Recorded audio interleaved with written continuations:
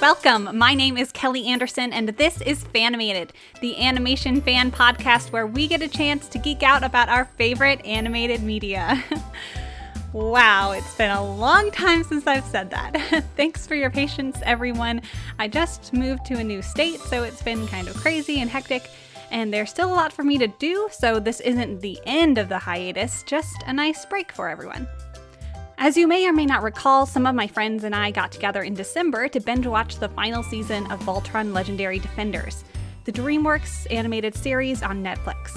We recorded our reactions after watching every few episodes. So all this week, prepare for a shorter podcast that gives our reactions and predictions for Voltron Season 8. So let's get started and let's get animated.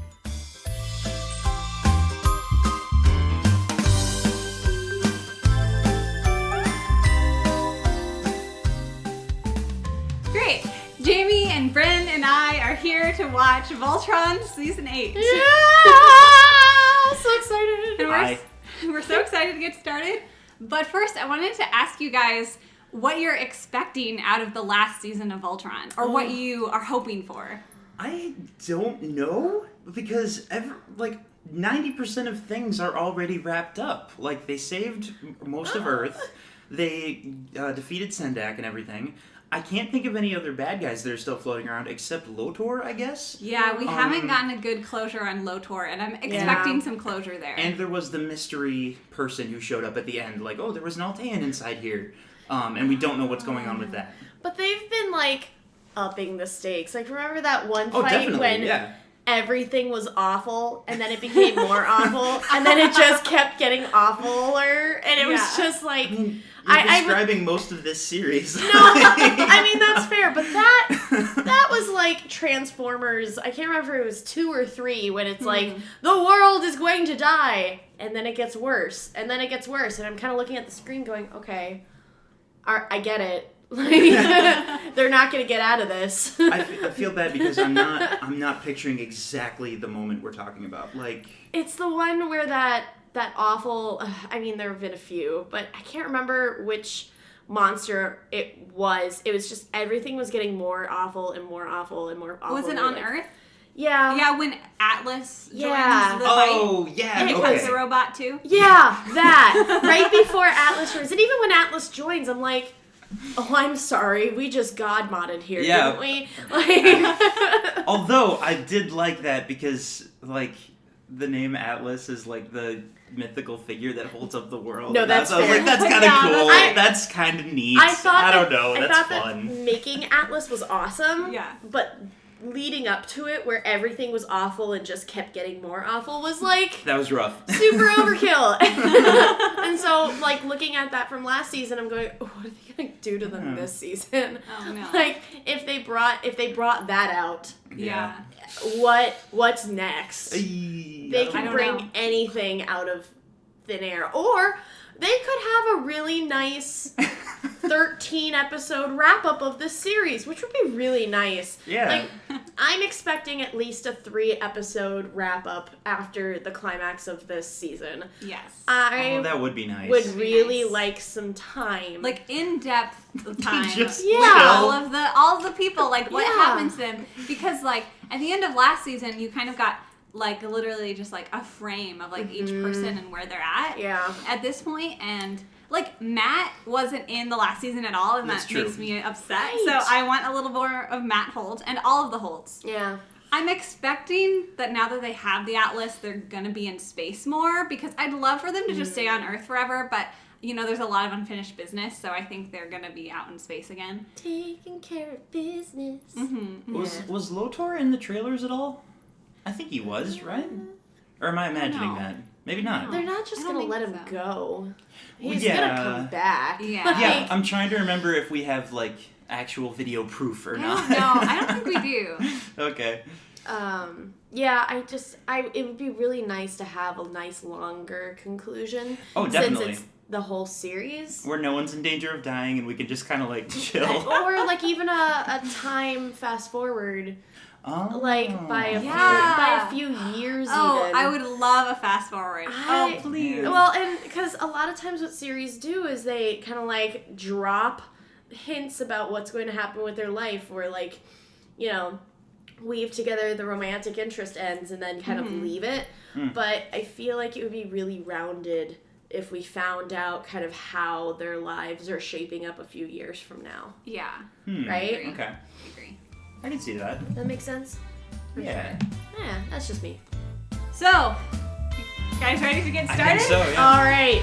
All right, we're going to watch the first few episodes, and we'll be right back. Yeah.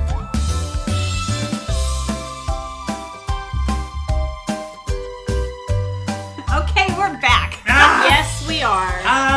Holy guacamole. We watched the first 3 Yes. so far. We watched the first 3. Was that only 3? That was only 3, yeah. Are you sure? The first one felt like 4. The first one was the best. I was telling Oh them. my goodness. If the first episode was the entire season, I would be We'd be happy. fine. Yeah. Because Oh man. the first one launch date, they left Earth, but before that, of course, The opening shot was the really like low budget version from the 70s. But they're watching that show and they're just like, wow, they really got these characters wrong. They're watching the show on the TV, and I It's just so went good. meta. And then apparently It's so Earth good. has made a TV show about Voltron, and it ended up being the old TV show. and then Paige Man. finds out she can get things from people if she goes around and pretends to be Oh, like man. the old Voltron, and like the TV show that's in canon now. Right, apparently. Messing up her hair and changing her voice. And the bandana, yeah, Yeah, and like the green tracksuit. Oh, it was so good. That was funny. And of course, Lance finally asked Laura on a date. Not only asked her on a date, but like He went- cooked the whole fish. Yeah, It he was went like, farther than that. Yeah. And, you know, it was really cute. And Alora brought, like, a tree back to life. And they kissed. And it was great. But, you know, she's having, like, a hard time seeing all of their families and stuff. And she's the only one who, like, doesn't have a family to go back to after it. And then Lance is like, well, you can be in my family, basically. So. yeah. And then That at was the really end, sweet. at the end of the episode, I actually caught while the Voltron paladins were saying goodbye to their family, Lance's family was saying goodbye to Alora and hugging her and like crowding Okay. around her. But like, Okay. So okay, sweet. at the tree though, at the tree, Yes. just the I magic love Frito. you. Whoa, all of us were kind of making bets on whether he would like they would kiss, or I bet my money on like they were just gonna hold hands. Right. I figured they'd save the kiss for, like, the end of the season. Right, but or something dramatic like that. They're like, nah. No, just starting it off with the kiss. It's great. First date, Like- I love you and want to be your family. I mean, I guess you could argue they've known each other for a long time, so it's not impossibly sudden, but it felt kind of sudden. Hey Jamie. Yeah. Hey Jamie. Dear. All right, If fair you point. ever- Fair point. If you ever have a loved one, don't do that. Words to the wise. Oh no, I Pro tip. thought you were going for a totally different joke of like, because I said they've known each other for a long time, so it's fine, and I thought you were gonna make the joke of like, Jamie, I love you, like to illustrate that. That would have been a great joke. Yeah, I wish yeah, I'd made no. it. Um, I just wanted to give you a word That was to the good. wise, but Jamie, I love you. That was so much better. it won't joke. work. There's no tree. It doesn't work. The no tree. You have yes, the you magic do right tree. behind you. The It's a magic Christmas tree really held it together. Oh yeah, there is a Christmas tree. Hey Jamie. If you guys haven't ever seen like little compilations of like the old Voltron show where it's just out of context, they're amazing and you need to go watch them because you it do. is the most ridiculous, trippy, wonderful way you can spend your time. And I love when they're going through the characters and saying like Pitch was different and Alora, and they just kind of like pause and shake their head. And they're like, oh yeah, they're kind of putting Keith and Alora together. And then Lance like freaks out, like, Yeah. what? It's supposed to be Lance and Alora. It's like no. My favorite thing about the first episode, though, is Colleen Holt. Oh, yeah, she was... Pidge's my mom. gosh, Because she's my favorite. the whole series, guys, I have just been like, their poor mother. Yeah. Like, her entire family is in space. She thinks they're all dead. Like, what? And then Alora is, like, asking Pidge if she wants to go shopping for her date or whatever. And Pidge is like, I can't, I'm grounded. And Colleen comes out and is like, she thought it's okay to gallivant off into space when she's 15. And Didn't whatever. tell anyone. She dropped out of school. She changed her name. How dare she? She didn't even write home. Yeah. Aw. Pidge is still our favorite character collectively, but Yes. that casts a new light on things. Like, yeah, you did do all that stuff. Go to your room. Can we please bring her out shopping? All right, but only because she hates shopping. Yeah, it was brilliant. Brilliant. Do you guys want to talk about the The other horror two? and sadness that was episode 2? Yes, I do. Jeez. Oh my gosh, episode 2. It suddenly it took a 180 and it suddenly became very, very sad. And it was like, Yes. we're just going to show you Minerva and Zarkon back in the day when everything was great and they were going to have a kid. And then how they lost their minds. Yeah. And Lotor's childhood when his parents lost their minds. And like... And how Lotor was supposed to be a combination of yeah. two figures. The Altean figure that created a planet. Yep. And then the Galra mythology, mythological god who Conquered worlds. So like he was supposed to be the even keel of that. And as much as his father fought against it, he actually kind of lived up to his namesake. Like, not gonna lie, like he did try and try to strike that middle ground of working with somebody who you have taken over the planet. That's a good point. Like when that horrific flashback of his father a bit like burning the planet that Lotor was trying to work with. He came to the planet. He technically conquered it, but he was working with the people there to make it building something new, successful planet. Yeah. And if they fought back, I don't think Lotor would have, sat laid down and belly up. But he wouldn't have done that, which is the Galra side. But at the same time, he still had the Altean side of like compromise and building and creating. Yeah. I wonder if it wasn't like. I don't think it was 100% because, like, he just has the good heart that wants to help people. I think it really was just, like, practicality. Like, no, it's literally more efficient, is what he said. Yeah, I mean, because to have working together, even from him as a child, he is, like, one of the most intelligent, of the, and his nanny or whatever was, like, he's maybe not proficient in, like, these strength things, but he's very proficient in his, like, ability to his problem solving and such and leadership abilities. But again, that's compared to the other Galra children, right? And he is part Altean. He's part Altean, and I would still argue that that's a pretty even a pretty good middle ground between Galra and Altean, the way that he's going around. Even if it's not 100% altruistic of like I want you to be good, it's still halfway between conquer, and let's build something together. It's still about halfway between those, and I thought that the origin of his name was really interesting. For sure.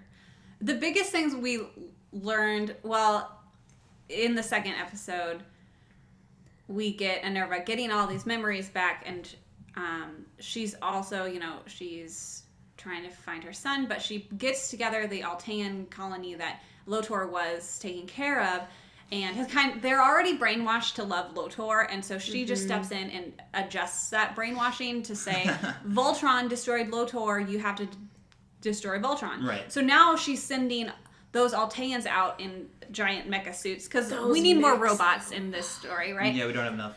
And is sending them off to fight Voltron.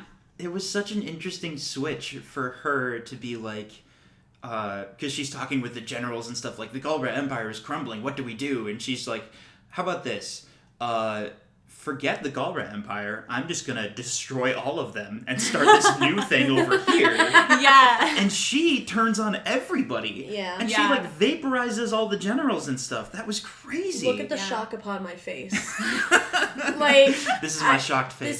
This is the shock upon my face, because it totally makes sense to me. She doesn't have really, her allegiance was to her husband. Yeah. Ish. Yeah, I mean, like, I can her see that. husband-ish. I'm not saying it was ish, he was awful, and I wouldn't call him her husband at this point. But, like, totally understand. And then Lotor was her only drive, and when she found out that she couldn't save him, goodbye. Yeah, that's a good point. You know? Yeah. Shock. Huh. Shock. Okay. I didn't realize, like, I didn't realize how much of her identity was lost. Yeah. Because I think I was kind of assuming up to this point that, like, the whole Hagar witch thing, I think I kind of assumed she chose that on purpose to, like, hide something. It never occurred to me that it was because she forgot those things. Like, that is really sad and horrifying. Well, and the fact that, as long as I understood the storytelling, her husband did it to her. I think It's because they both went into the quintessence Why when did they were they fighting do that? the king, Alora's dad. What's his Yeah. name? King whatever? I know what you're talking about. Anyway, the Altean king. Althor. Althor. Yes. King Althor, yes, because they went into the quintessence field and King Althor was trying to get them out, and they went out out of the Voltron lions and were in it, and because he was trying to save her because she was dying. yes, because Right. so he took her out there. And that's what caused them to lose their memory and to go insane, basically. Yeah. And, you need more quintessence. And it turned them into the crazy empire that's just taking over everything. This episode confused me to an extent. Granted, I was watercoloring during it. But, when... It did jump back and forth a lot. Right, in but time. when he was standing over her body and saying, well, that takes care of that, it was like... Well, his brain has been changed because of the quintessence, because Right. of the exposure to all of that. Right. So they're completely different people. They're completely different people after that. Okay. And she is starting to regain some of her previous memories and her previous personality and self. So I'm kind of hoping let's get a full she's gonna be good. Give us a little give her a little bit more of a redemption. Maybe not fully, but I don't know. I think it could happen. She is sympathetic, but at the same time, it seems like they're setting her up to be leading an army. So Right. I'm a little worried about that. I don't see what would actually redeem her. And as Disney has told us, villains almost never get redemption stories. There's Moana. But this is And DreamWorks, that's it. guys. Yeah. No, that's fair. I was about to say, as Steven Universe has taught us, everyone gets a redemption story. Literally everyone, all the time. That's fair. And it's great. I'm not even being sarcastic. That would be a good thing if that happened. I agree. I just don't see what would do it for her. Let me rephrase. What I want is at least the connection between her and Lotor. I want Lotor to come back, and I want Because she thinks he's dead, right? Yeah. Okay. Yeah, and I want there to be some genuine mother-son relationship, because the history of them, she didn't remember that he was her son, and so his childhood sucked. Fair. Okay, episode 3. Episode 3. Guys. You mean 20? Yeah. Yeah, it feels like we've been watching this for hours already. Well, it's not even that. It's just they packed so much into these first 3 episodes. They really do. Yeah. It was I was telling Kelly, it was the last 4 episodes, or 3 episodes of Steven Universe that we have so far, where they just suddenly, hit So much. hit one of those speed ramps on Mario Kart and just went ping! Off into the Everything. future. Anyway, continue. But yeah, this is their first mission as in space with the Atlas and their whole crew, and I really, really, really love it. I love that Shiro is the captain of the Atlas, and I love that it's not just, you know, the Voltron gang anymore. It's like their whole crew, and so they're going and fighting this, you know, this Galra base, and you know, they have extra pilots and other people like flying around, and you know, Matt is there and does cool like technology things. Still hasn't gotten to talk. I Which I'm know. salty about. Isn't it great when we actually stay together? Isn't it great when everyone is together? It's and you almost have like support? making sure everyone is safe Oh my and together God. is a good idea, Keith. It's almost as if they work well together. Keith. At the end of this episode, they fight the monster, and the Galra leader is like, I support you, and blah, blah, blah, and Galra are working together with Voltron, yay. But then Keith is like, Hey, let's split up. because Keith always does that, It's gosh like dang Fred it. from Scooby-Doo. Yes. Like, at every opportunity, he's like, let's split up, gang. That's true. Keith is now Fred. We need to give him a little red ascot. Yes. He wears red anyway. But yeah, they were splitting up because they fought a big monster that was clearly one of Hagar's monsters, and they're like, we need to take care of that first. Right, because But- there's another one? Because I think they're concerned that Hagar could have more, and I think there's you know, another one, is what they said, yeah. Yeah, I think Oh, there's and another they one. know there's another giant mech robot. Or, no, they don't. They don't They know about don't the big know one. that. They said there might be. There might okay, be. right. And We know that. Little do Yeah. they know there's a fleet. Yeah, right. There's a fleet of brainwashed cultists. So that's fun. So Shiro is like, well, we left Earth on this mission to free all these people, Right. and those people are waiting for us. You know, he's like, we can't just abandon this mission for another mission, you know? And Keith, of course, is just like, oh, well, easy, we'll just split up. So one of the course he characters does. was like, oh, but we can't do both things. And Keith was like, maybe we can. And all three of us were immediately like, no, Keith, no. Don't This do is it, such baby. a bad idea. Man, we just don't want more characters to die. And then the other group is going to be like, oh, we have to save them. Yeah, how could we have prevented that? I don't know, No. like not splitting up in the first Maybe place. Keith shouldn't be the leader. Like, let's talk about this. This is a bad We'll put it to a idea. vote. Oh, I mean, even if they acknowledge that there might be another one of those Godslayer mechs out there, Jeez. I was talking like I said before. Oh my goodness! It took every ounce of them and like a good dose of the luck that they could have possibly Yep. gotten. They had Yep. to roll a d20 to beat this thing the first time. They're like, oh, there That might be was more rough. out there. Let's split up. Yeah, and then Shiro shows some concern, like he should, and then Keith is like, we're stronger now, and there's like Oh, this, yeah. dramatic Yeah. pose everyone takes, and then it's Showing like, everyone a Voltron. yeah, but you're Someone's- stronger when you're together, guys. Someone's gonna Oh, boy. die.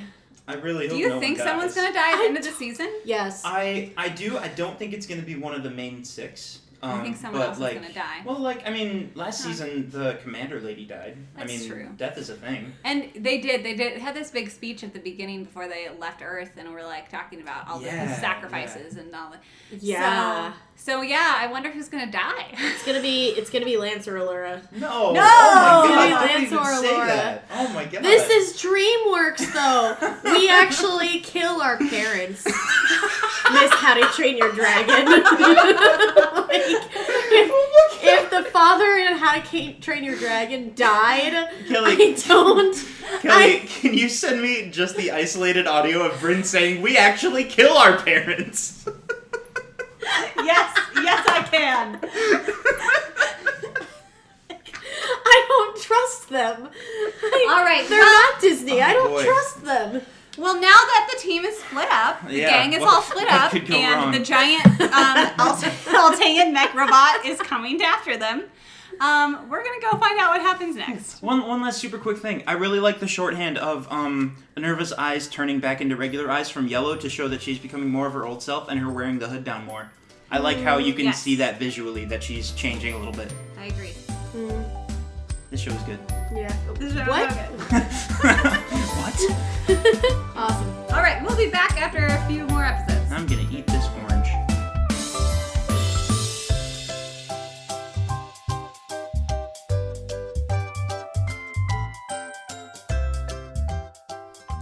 Thanks everyone for listening. We'll be back tomorrow with some more Voltron. So lucky you, you don't even have to wait 2 months for the next episode. Before the credits, I also just want to say that if you haven't seen How to Train Your Dragon: The Hidden World yet, you need to as soon as you possibly can. I saw it earlier this month and I'm so glad it has been officially released in the US now, so I can go rewatch it again 10 more times. It honestly may be my favorite film of the franchise. Who knows? Still gotta think about it and rewatch it again and again. Anyway, the art for this podcast is done by me, Kelly Anderson. You can find me on Instagram at CandorDraw. The music is provided by the folks at Purple Planet, and a huge thank you to Jamie and Bryn. We'll talk to you tomorrow with more Voltron, and until then, stay tuned and stay animated.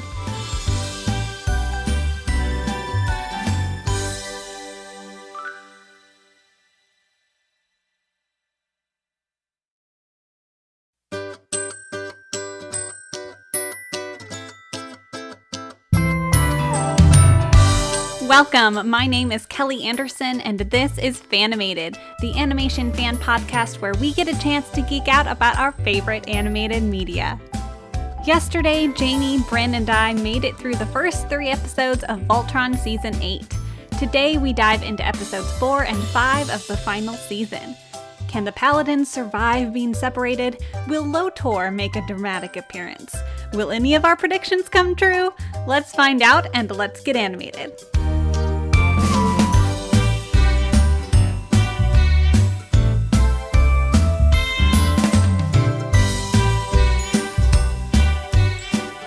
All right, we're back with Jamie and Bryn. Yahoo! We just watched episodes 4 and 5 of season 8 of Voltron. Things are really heating up now. Man, especially on that volcanic planet. Yeah, yep, hey, okay. But, I'm just gonna leave now. It's the end for me. Oh dear. Uh-huh. So episode 4, one of those giant mecha robot things that Hagar or Nerva sent out landed on the planet with the cool aliens who like have a whole bunch of technology that connects with nature and stuff. Which Yes. is one What are of they my called? favorite episodes. I don't remember what they're called because that's unimportant. But like, I love that Yeah. episode in the past when they were teaching Pidge to be in touch with the planet. And she got so excited about it, yeah. Well, and it's such a cool concept to be in touch with nature and technology and Definitely. integrating Yeah. them is so great. And then this episode, right? This happens, yeah. Yeah, that original episode back in like the first or second season where they go to this planet and meet these people and save them from the Galra is one of my favorites because like it's Pidge centered and I love Pidge and she kind of gets to be a princess kind of because she wears her little crown. Anyway, it's bittersweet because like I want them to come back to this planet and be with these people, but they come back and it's destroyed because that mecha robot was there. And if I actually should have asked you guys this earlier. Was the implication that most of them got away?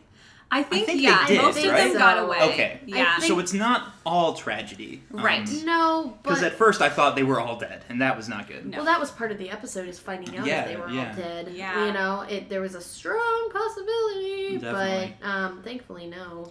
Yeah, so Pidge and the rest of Voltron, they're, searching around, trying to figure out what happened because all they see is the wreckage and they're trying to see if there's like, people who survived or anything like that. And Right.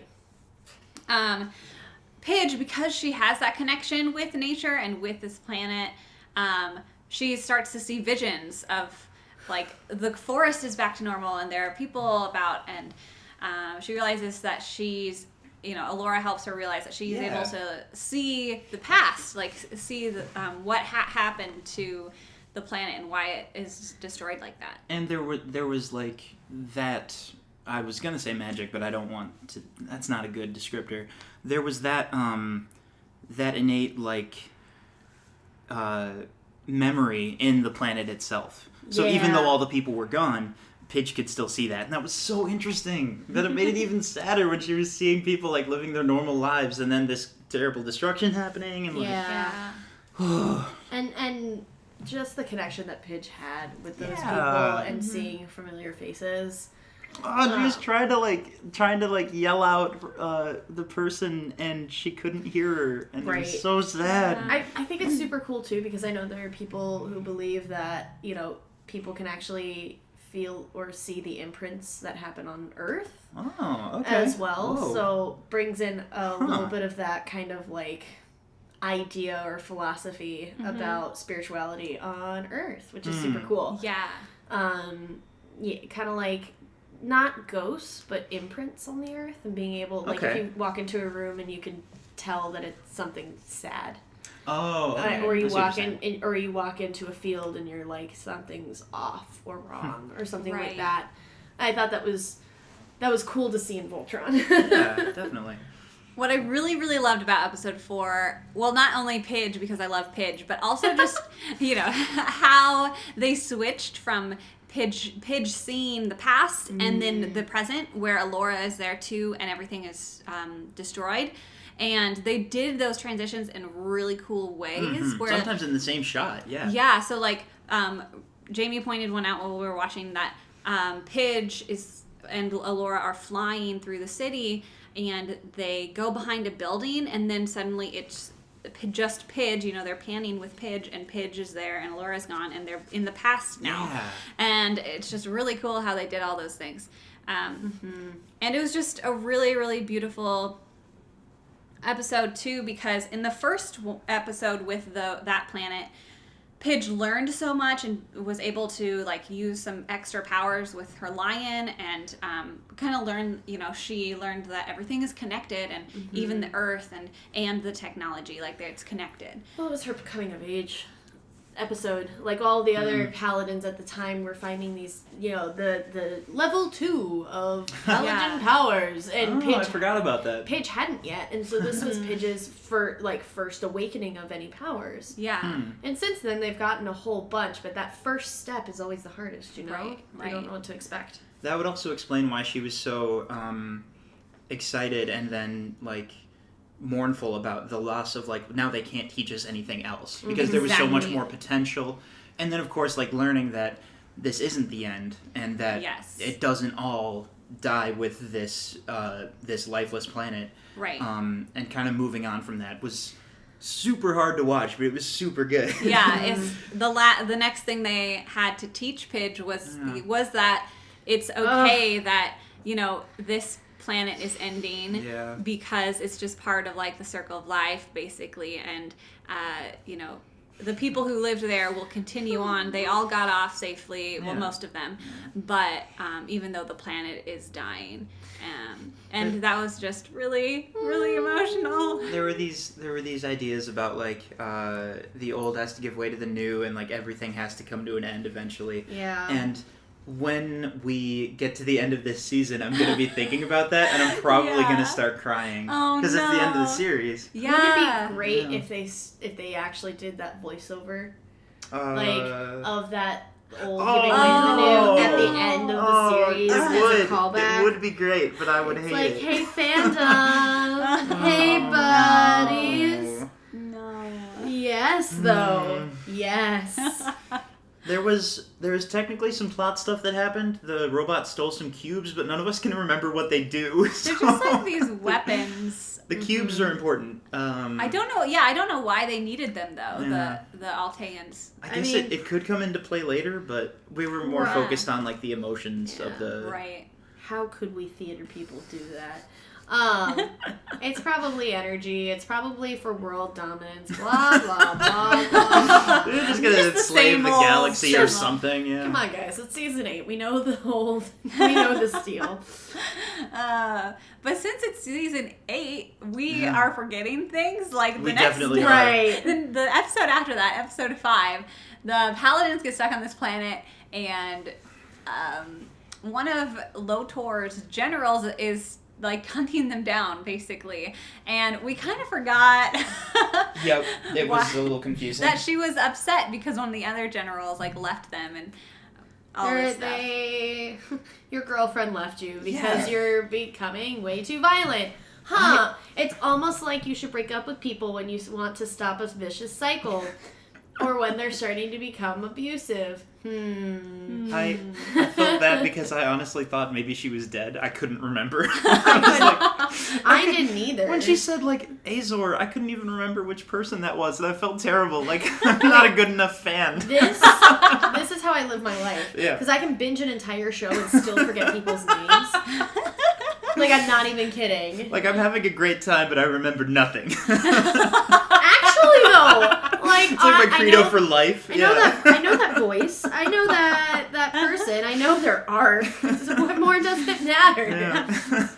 It's like when you're reading a novel and you're like, you're trying to talk about it with a friend and you're like, totally. Oh crap, how do you even say this person's name? I think it starts with a K. Like, I don't remember. Because you just read the words right. and you're like, wait, what is the name of this person? Anyway. No, that's exactly what it is. But Yeah. like, because I'm not always an auditory learner, I'm more of a kinesthetic. So if I start having a conversation about Lotor and about Hunk and Pidge and everything, then it gets into my brain. But if I'm just inputting by audio, it doesn't get in there. Episode 5 is just another example of how convoluted the plot is in Voltron in general. Agreed. And again, we don't necessarily mind because there's amazing stuff and really great characters. But there's just a lot going on. There definitely is. And they're trying to wrap everything up this season, so they're bringing in all of these loose ends.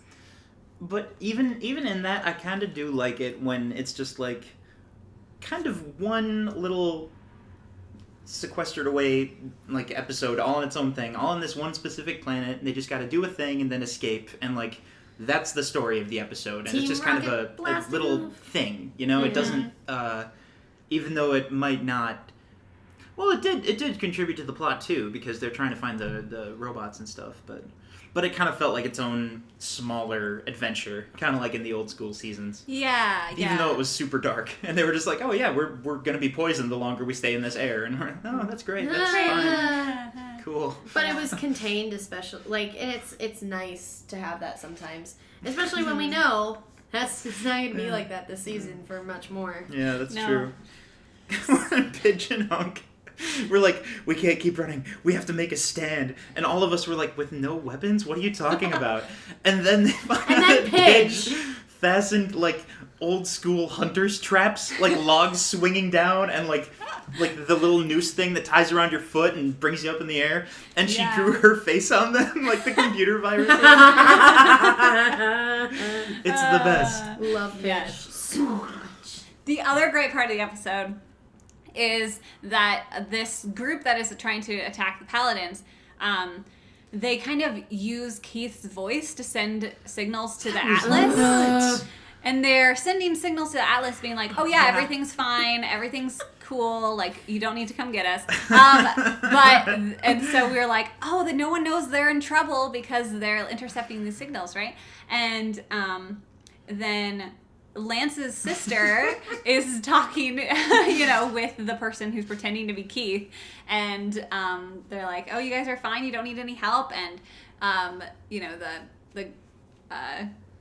yeah, we didn't get a name from him. We'll just call him Radio Guy. Yeah. Radio Guy was like, "Oh yeah, everything's fine. We're getting Lance to figure out where we are." And then, Lance's sister's like. Lance, the navigation expert. And they're like being totally sarcastic and making a joke out of it. And then, Radio Guy just comes back with affirmative. And then they're like, wait something's a second. Wrong. Keith is being nice to Lance. That's not right. That's not okay. Something's wrong.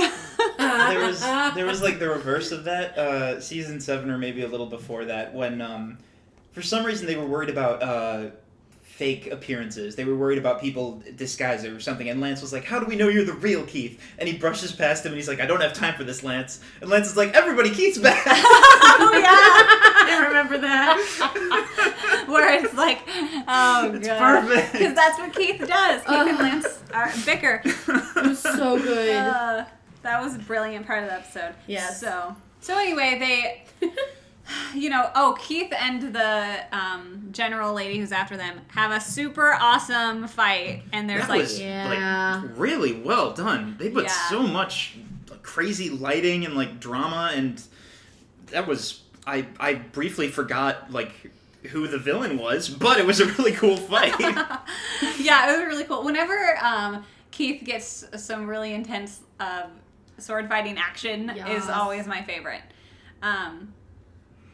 And then He's so intense. He is. He really He's so is. intense. He doesn't have a 1 or a 2. He's got like a 5 to 10. Yeah. Whenever any of the other paladins get in fights or combat of any kind, I don't worry that like I get worried something might go wrong, or that they might mess up somehow, or that something could happen to them. With Keith, I'm worried he's going to actually die. Like, the way he acts in fighting is so crazy, like, I mean, like you said, intense. I worry that he's going to make a decision that will accidentally lead to him dying somehow. Hey, guys. It's so wild. Hey guys, let's split up. Hey, guys. Okay, no. Like, can we talk about that? Because the exact moment of, like, well, we can't do both things at once, and Keith was like, maybe we can. And all three of us said, oh my god, don't split. You specifically said, don't split up. And immediately after, Keith was like, we'll split up. Yeah, I did. I was like, It don't was- split up, don't. And then Keith man. did. Anyway. These people. Yep. These people who we have come to love. You're killing me, Smalls. So much. Because we do. We love these guys so much now. We do. Don't get me emotional.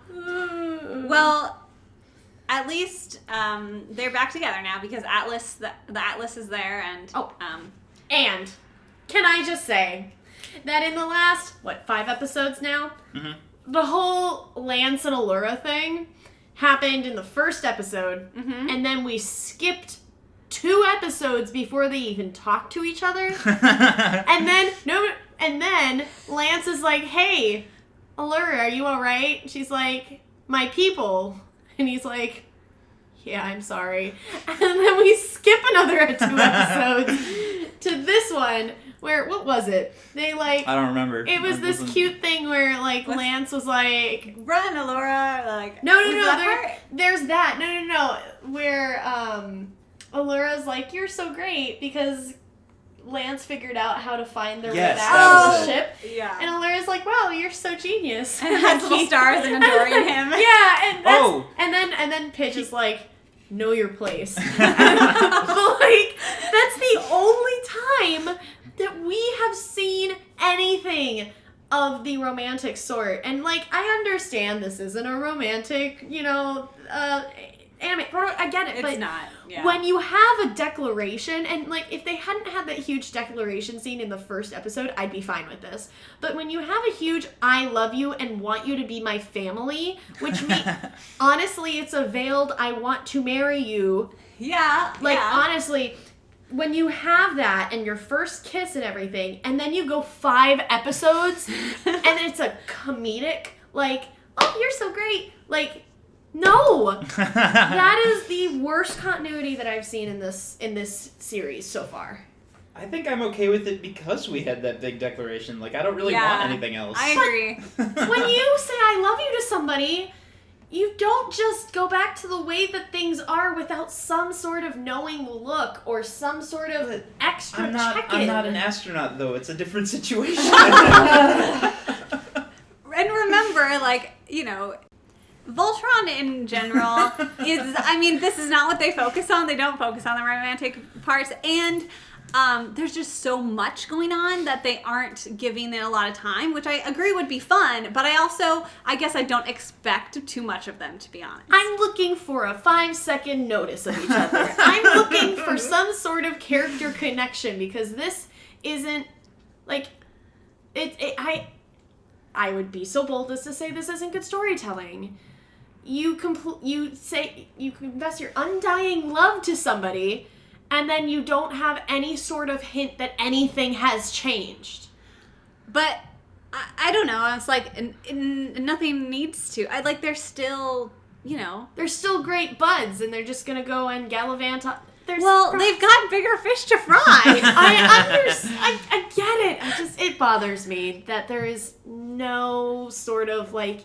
Again, I'm not looking for a lot, but an extra glance, a shared smile, something. I'm sure we'll get more of them as the season goes on. And it might see. not be a ton, but you're gonna get more of it, I'm sure. It's Also, episode 5. You know what I just figured out? Lance figured out the volcano thing, so he actually was the navigational expert. Yep. They were like, what do we do? We have no GPS. And he's like, it's that way. What? Using landmarks around you to figure out where you are? It's just clever. There's that bit in the Avengers where he's like, we have to go west, and he's like, we can't. Navigations are down, and Nick Fury's like, is the sun going up? Put it on the right. I'm probably getting the specifics all wrong, but it was something like that. No, but that was a great, yeah. Any more predictions for what'll happen next? I know it's not a bold prediction, but Voltor's got to be coming back somehow, right? Yeah. Like I would assume. There's been so much around him and like based off of him and like how his legacy is impacting other people. There's no way he isn't coming back somehow. I'm surprised it's been this far in already, Yeah. and there's no Lotor. Well, when Lotor comes back, they're going to have the only way that I can see this having a smooth conclusion is if Lotor comes back. Yeah. And Mom calms herself. Yeah. And just like, take a chill pill for 2 seconds. Right. Okay, Mama, baby boy's back. Like, let's not destroy the universe. Please. Yeah. But, like, the way that I see it going, if he doesn't come back, if he actually did crawl off into a corner of the universe and die, or just run away, is the Alteans are kind of subdued. Or there has to be some sort of really stretched Allura coming and talking sense to them, and them all coming to her side. Allura is gonna have a family in the Alteans. Guys. Wait, we do can they hope. know about this group? Yes, they know. Yeah, Allura, because that one girl who was in the mecha suit from Yes. the first one. And remember the one time when Lance was like, "Hey, girlfriend, are you okay?" And Allura was like, "Well, the last of my people are trying to kill us." So... Okay, so they do know about that colony. And Ramel is there, because Okay. Ramel Yeah. was from that colony. Right, okay.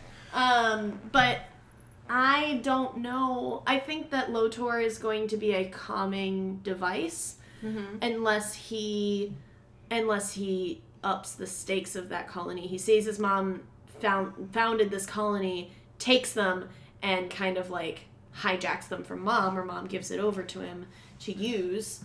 Remember last time we saw Lotor, he went completely crazy. He might be even worse than Right. Sarkhan. Right. But that's what I'm saying. Like, he could hijack them. But then that's still... It's changing things. Definitely. Some of the Alteans could see that he's crazy and then be like, what? Maybe not. Yeah, and in this season alone, it's been such a big shift of now we have almost everyone on the side of Voltron. Yeah. But Minerva has this whole, like, sect of people that she has basically convinced only... Like, I'm the only one who knows what's going on. Listen to me. These people are evil. So it seems like she is raising up this crazy army type thing and sending them through wormholes. Right. And I can't imagine how else this is going to go down, but with a fight between the two sides. Yeah. Well, yeah. And of course, I have to wonder how Lotor fits into that, because he's got to come back. It's going to be weird. When he does come back, it's going to be weird. Which is why I don't think that... it makes sense that he hasn't come back yet. You know? So waiting for a big reveal at the end, maybe. Or a game changer. He is the game changer. He is a plot point. Yeah, at this point. definitely. The moment that he comes back, something shifts. Right. Something big shifts. And they already used an episode to make us feel kind of sorry for him, even more so than before, with how crazy a lot of stuff was that happened in his life. Yeah. And I wonder if that will come into play at all. Yeah.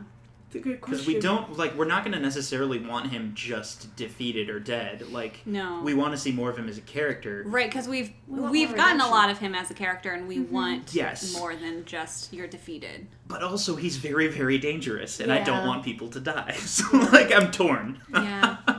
Well, it also depends on what kind of, I hate to say what kind of story they want to tell, but what they want to show can happen when somebody grows up in their situation. Because, growing up in an abusive situation, a lot of his actions make a lot of sense. Like how he mirrored what his father said with sucked. yeah, because Lotor's father had said to who was it? Was it to Lotor? Yeah, because Lotor was like, "Oh, let me come Yeah. with you," when he was a child, and He's like, his father was like, "You are the prince, but remember that I am your emperor, and Yeah. you have to stay here." and then Lotor turns around to who he didn't know was his mother, but his mother, and says, "Well," and she's trying to say like, "Hey, you should do this." He says, "Well, Don't adopt that cat. you Yeah. are right. That he took the cat. That's right. Yeah. He took her cat and said that it's his, like a little brat." Yeah. And she says, "Give him back." And he says, "Remember, you might be the head witch, but I am your prince, and you will do what I say." Exactly following his dad's words. And even now that he's an adult, there was a scene in last season where he didn't believe she was his mother. Like even now, someone told him that, and he doesn't accept it. Right. I think he knows there was an Altean named Anerva, but I don't think he processed that they were the same person. Two things. Okay. Number one, I need Shay to come back at some point. Shay! Number two, we still have not had any Matt Holt dialogue. Well, Dad! That's disappointing. Get it together, people. A lot of good pitch, but we looked for Matt for so long. It was weird. Can we enjoy him now that we got him? It was weird being so invested in a character being rescued when I had never seen or heard him. Yeah. But I really wanted them to find Matt Holt. And they did, and it was great. And then he just dropped out of the show. So. Yeah, it's like, come on. And he is so great and funny, and oh gosh. Okay, well, we'll see what actually happens. Wow. We're gonna get on the next episode of Voltron miniseries.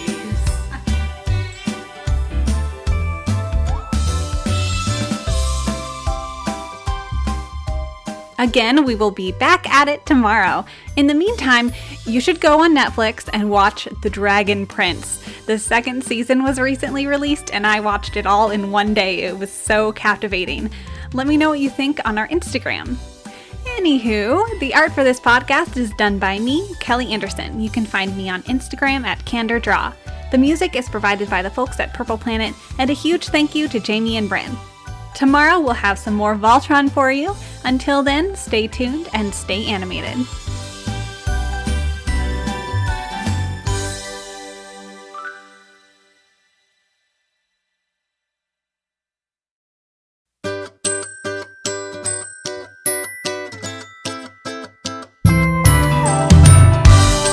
Welcome! My name is Kelly Anderson, and this is Fanimated, the animation fan podcast where we get a chance to geek out about our favorite animated media.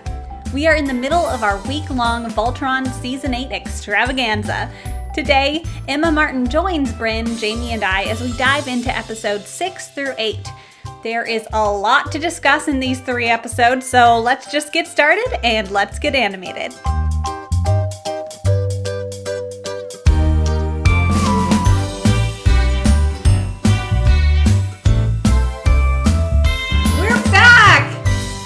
And Emma is joining us this time. Hello! We just watched 3 more episodes of Voltron Season 8. And we're not okay. We're definitely not okay. A little much. So let's start with the episode 6, I think it was. A lot of crazy stuff just happened. Absolutely.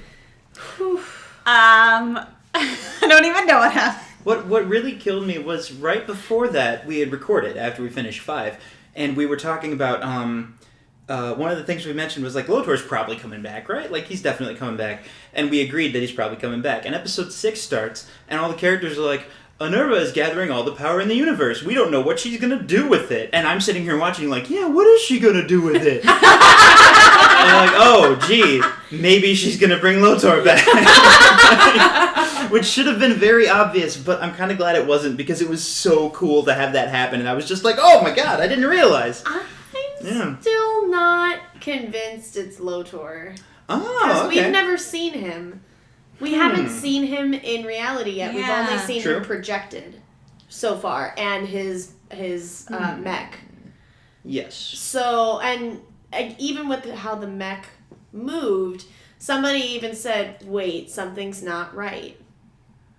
Valid. I'm not convinced, but I that theory's good too. I think it's possible that he's there, but maybe he's not like there in spirit or brain, right? He's not all there. Yeah, like the lions, how they have a spirit, an essence, so to speak, that, powers up the lion. And But she's in just- this case, maybe Lotor's spirit is somehow linked with Oh. the robot that he's in. Yeah. Either his spirit or she's just taking control of the spirit of that mech. I think the reason they haven't shown him yet is because once they finally do, he's going to be way more crazy looking than before, and it'll be a big reveal because he's all twisted from magic and energy and stuff. Right. All the quintessence, because he was stuck in the quintessence field all For that time. a real long time. Mama's boy.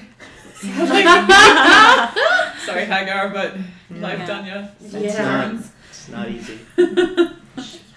It seems they opened up some sort of time/dimension thing again. Who's the centipede platypus looking thing? I think his What's name his is name? Slav. Slav. Yeah. Yeah. What? Is it? This I is think so. whoever he is. This is what he's been warning about, and like looking. He keeps talking about looking into the different realities, and it's finally come. Yeah. His day has finally come when he can help sort everything out. But I was commenting that like they've messed with little pieces of space-time continuum before and multiverse theory and stuff, but this is a whole new kettle of fish. Like this is pretty significantly bigger than what we've dealt with before. For sure. There was a moment when Allura went to go attack Hagar, and what is her new name now? It's Enerva. Enerva. Okay. Is it Unerva? Onerva? Enerva? Something. I don't know the first letter. Like the Unerva? first sound. I know think the it's rest of her Unerva name. because I think it's like an H-A-N. Oh, got it. Like Unerva. Oh, okay. Yes. She's like very unnerving. Hagar. Unerva. Okay, anyway. But there's a moment, in the big battle where Allura, even after all the lions have been separated and hit pretty bad with all these terrible robots. Allura's just like, I gotta finish this, and she goes right for her. She gets out of the lion. Yes, and we're like, crap, like no defenses here, Allura. What are you thinking?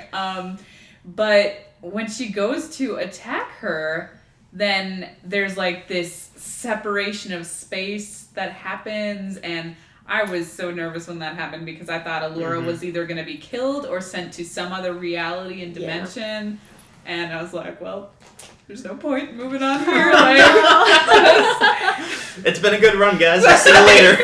At the end of that, when Allura was about to kill the witch, and the witch was about to kill, or the witch was holding the mech back from killing Lance, I screamed. I've now screamed twice for this season. I don't scream when I watch things. That's not what I do. But they have built up the tension. She just hits my left arm over and over. That's accurate. Any bruises yet? No, not yet. But we're only halfway through the season. So. Oh, this is true. You might need a new arm like Shiro's robot. Oh my god. But Can I though? That'd be But amazing. then I wouldn't be able to hit anything because I usually go for the bicep. Where it's like me. I would go right through. Can we talk about how, as absolutely intense that episode 6 was, Keith still wanted the group to split up? Come on, Keith. Was that My episode man. 6? Like, okay, literally, when Keith said we should split up, I'm pretty sure all of us were like, Keith! Keith, no! Keith, no! It was so bad. It keeps happening. Oh no. Yeah, that was a super intense episode. And I mean, we were all on the edge of our seats, literally, and Yeah, I think I just cried a little. freaking out. Yeah, because when Lotor comes back, and that's shocking in and of itself. Well, or the mecha suit that Lotor is in? ?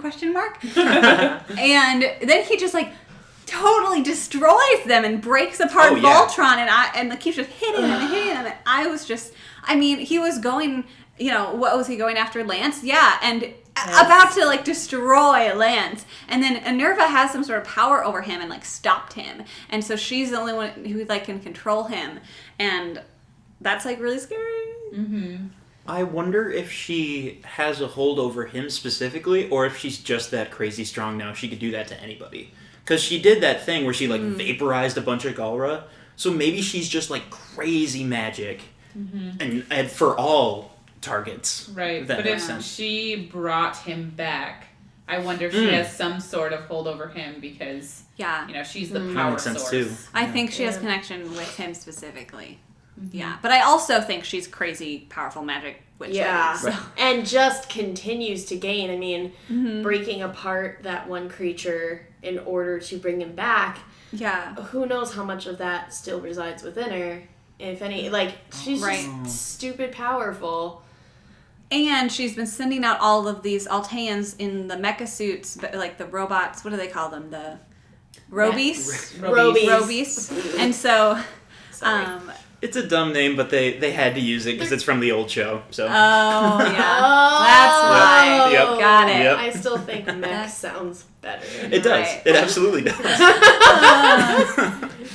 But Voltron and the crew of the Atlas have been going out and saving those people, taking them out of those Robies and saving the Alteans. And Enerva has some sort of hold on all of the jeez. Alteans that they're saving because they finally kind of, started talking to them, and because Hunk made them cookies. And then they were willing to talk to him anyway. And this Altean that Alura's talking with, some crazy black orb comes out of him or whatever. He passes out, and it's there's this dark energy that's a hold on all of these Alteans that Enerva is ruling over. Right. Well, and she's using mental manipulation and emotional manipulation. The fact that she started with Lance and then went to Lotor, went to her mother, Yeah. back to Lance. Those are all very emotionally manipulative sort of pressure points for her. So if you can imagine, now it makes sense why all the Alteans are totally brainwashed, because she's literally hand-picking every single pressure point for all of those Alteans and keeping them Holy under crap. her thumb. So she might be doing the same thing to each of them, all the time. Or did it to them to first get them to allow the orb into them. That I makes don't sense. know how much in control Allura is anymore since it's already in her. What Bryn is saying is that when Allura looked at the orb, she it kind of got all woozy and weird, and she had these really crazy dreams where Lance was there and Lotor would be there, and convincing her to absorb the weird black orb thing. And they know it's dangerous, they're trying to block it out. But what happened here at this last episode is all of these crazy visions are happening, and Enerva is manipulating her, and making her think that she needs it in order to like save them for some reason. And so Allura did. She opened up the like case it was in and absorbed it, and so now she's kind of out, and we don't know what that's gonna be, what Allura is gonna be like. What do you guys think is gonna happen to her, Emma? Oh my. Well, because I wonder, before the orb came out of one of the Alteans, he preferenced to Allura, okay, you gotta listen quick because we don't have much time before Enerva finds out. And she's just like very confused, what's happening. And as soon as he starts to talk about what Enerva is doing, like, you have to get out of here because Enerva is like doing this and that.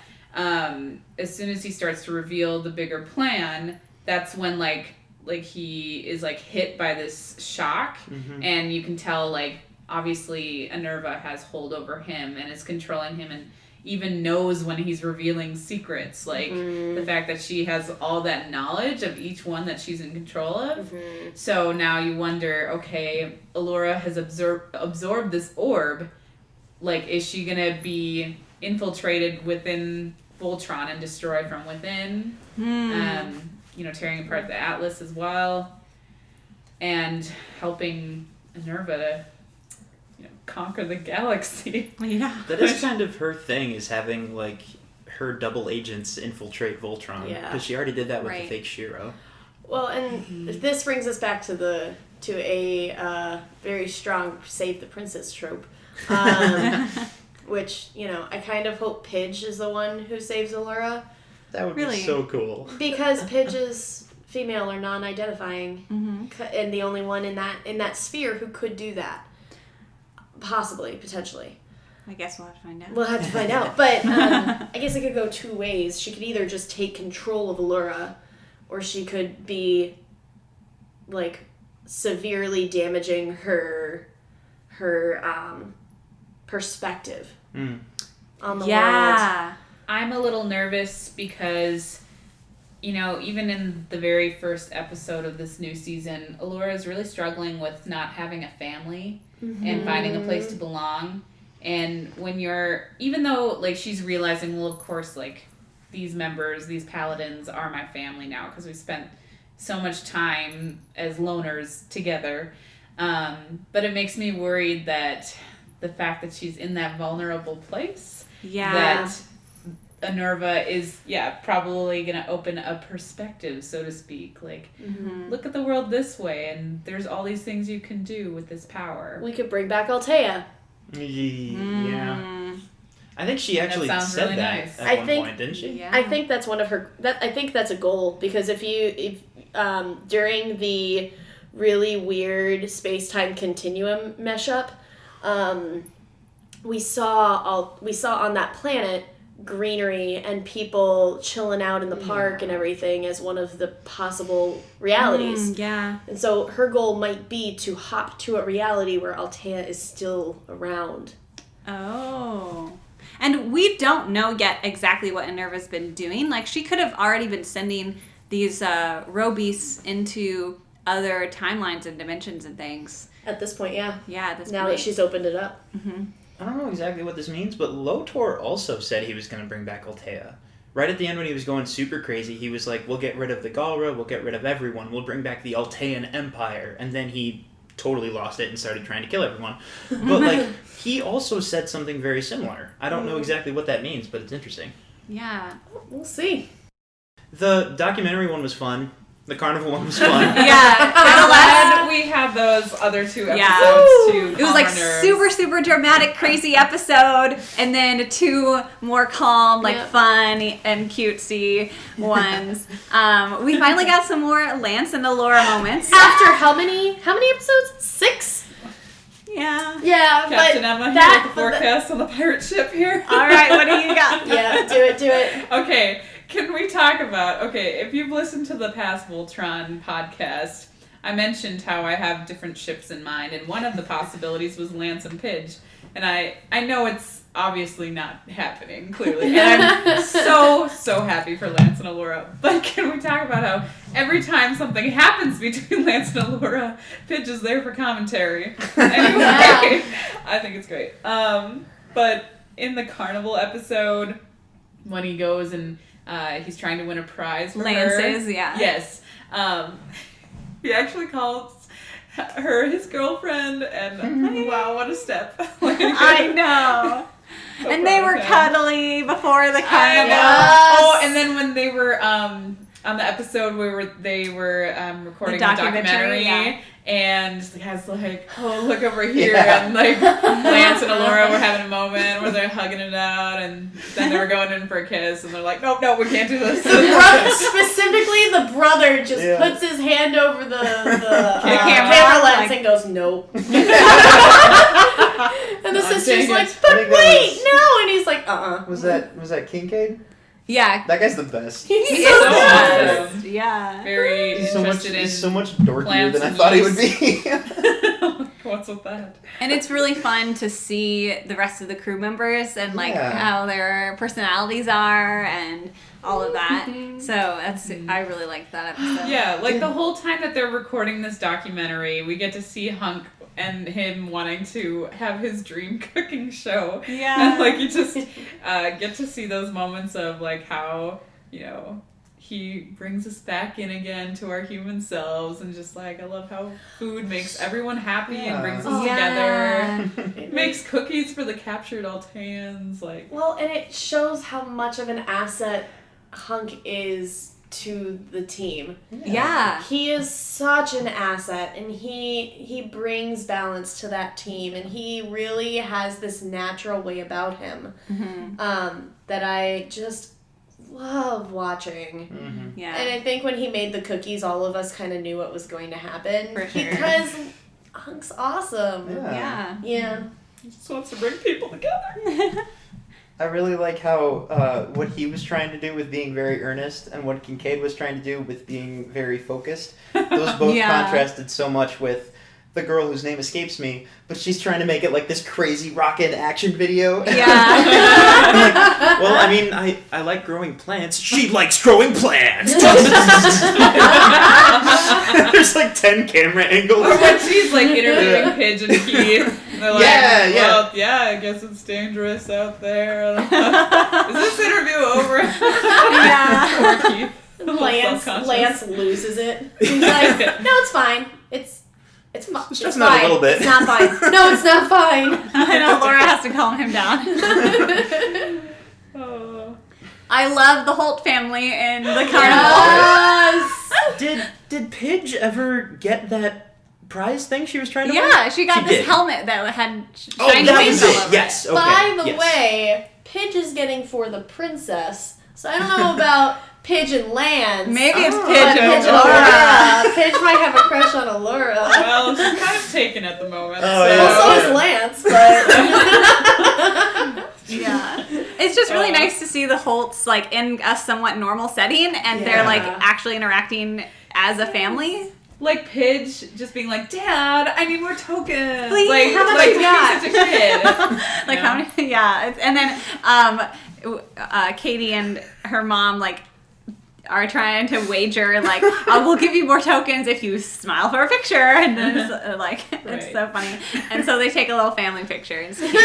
I love that we get to see Pidge's mom, like, and that she's Yes. like really involved. And before it was just all of them in space and her on Earth. Yeah, And now she's they're such all a great- together, like on this journey. Yeah, no one more than her deserved like Yes. a little bit of normalcy where everything is okay and no one is lost in space anymore. Like she deserves that more than anyone. Agreed. Now they're just all in space together. True. Yeah. Yeah. Which I guess that works too. I don't know. Yeah. All right. Anything else about those- Shiro's midlife crisis. Yes. That dorky little red dude, he kind of played on like him being embarrassed that not all of Voltron showed up, and apparently they forgot about this before or something. Yeah, Yeah. way back when Voltron was going through, you know how they would make those shows and stuff? Yes. And like try to rally people to be on their the Yeah. coalition. They were going to Okay. go, one of their events was to go to their Sky Day or Above Ground Day or whatever. Clear Day. Oh, sorry. Clear Day, thank you. They missed it for some reason? And they missed it, Okay. and then it's like, the joke was that, well, you can't just do it again because another clear day isn't going to come for like a bajillion days. So And then the time dilation in the universe happened. Of course. and so now, I mean, naturally. Absolutely. So now we have Clear Day. They really That was are funny. bringing in lots of different things from the past seasons. Like the guy who was keeping Slav prisoner, and he was his. Oh, that he was was Shiro's. Yeah. Oh, yeah, with the big dog thing. Yeah, and he was Shiro's last competition for the arm wrestling competition. And they stopped the competition, and he's like, "You ruined my life." And then he just stops, and he's like, "Well, really, I was headed down a bad path, and once you stopped me from being a part of the Gora, I found arm wrestling. It's been really good for me and helped me. So, whatever." It is so like 2010 self-help, and I love it. It's his redemption story in like 30 seconds. So Yeah. I thought he was setting him up to like surprise him and win immediately, Yeah. but he wasn't. He was just being a good guy, and then I felt like the bad guy because I'm assuming things about this poor man who's just trying to live his life. And Keith is acting way too serious for a carnival and like trying to make sure, because they're technically there to like, make sure everyone's safe and whatever. And he's just marching around like any suspicious activity and all that stuff. And then Hunk and him get stuck at a ride that's kind of like Small World. And so they're just listening to the song like on a loop, like, and he goes crazy. Especially since it breaks down. But the reason they're stuck there is because it breaks down. He slices the handrail in two to get out. No patience. And then Hunk's like, once it gets fixed, can we come back? I want to see what happens. See how it ends. So that brings me to the next logical question: what does Keith do for fun? Does he have like hobbies? I don't have time for fun. He just does more training and sword fighting and stuff. I don't know. That's a good question. I've never thought about it before. Stairs at sunset? Yeah. I want to see the stack of dirty novels underneath his bed. Oh my god. No one can ever know. Or, because, you think about when he was still on Earth, even then he was all serious and stuff, because he was alone in the desert, and he was still just like, I have a feeling about this thing. Yeah. You know what probably was fun, now that I think about it, was like motorcycles and crazy vehicles and all that stuff. He was and a now pilot. he can't do any of that except flying. So that's probably like really intense and fun for him. So I guess he's fine. Any predictions on where we're going next with this Allura business? And, Oh boy. And Someone's Nerva? gonna die. I just don't feel good about I it. just don't want anyone to die, but Someone's gonna die. And we have to see if Lotor is really, there or not. I think he's there. That's my prediction. I just feel like, people are going to be torn apart when they've finally gotten together. You mean Allura and Lance? And I really hate that. I know. Oh. Someone's gonna die. You're still on that. Someone's gonna die. That's my prediction. Someone's gonna die. Guess we'll have to find out. All right. We'll talk at you tomorrow with more Voltron. Yeah.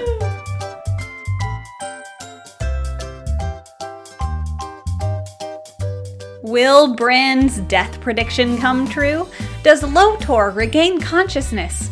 Find out tomorrow as we continue the discussion of Voltron Season 8. And while I have you here, I have another great recommendation that I even got my mom hooked on. The Promised Neverland is currently airing, and it is the best thriller anime I've seen in a long time. The plot is incredible, and the way they serve it up is even more astounding. It is a bit scary for younger viewers, but I would highly recommend giving it a shot, even if you aren't usually a fan of horror and thriller genres. The art for this podcast is done by me, Kelly Anderson. You can find me on Instagram at CandorDraw.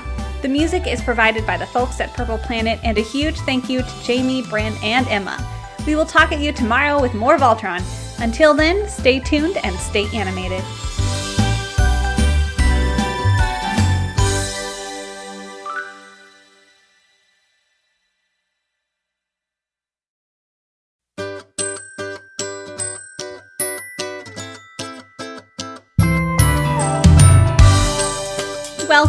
My name is Kelly Anderson, and this is Fanimated, the animation fan podcast where we get a chance to geek out about our favorite animated media. We are still in the midst of our week-long Voltron Season 8 extravaganza.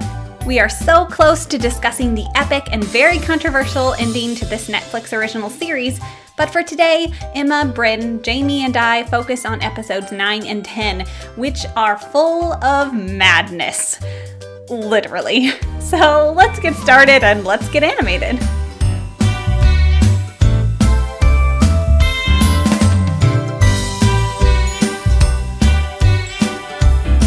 Alright, Jamie and Emma and Bryn and I are back!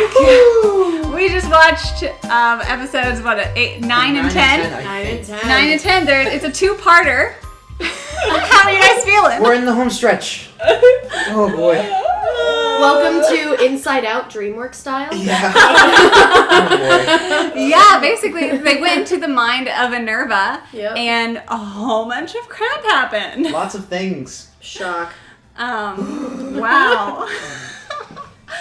So, they get in there, and they're fighting these crazy, shadow people, and it turns out that they're the old paladins of Voltron, the ones we've original seen in paladins. flashbacks and stuff. Yeah. Apparently she's just kind of caught their souls on the way out like fireflies and been keeping them in a jar in her mind or something. Yeah. She just collects people's souls. Don't worry about it. It's fine. It's fine. It's fine. She does. It's a hobby. She does that. I leave her do what she loves. No Everybody wonder needs she's a hobby. psycho. I mean, there's a lot going on in that head. I mean, those lightning storms and everything. Yeah, oh my That's fair. goodness.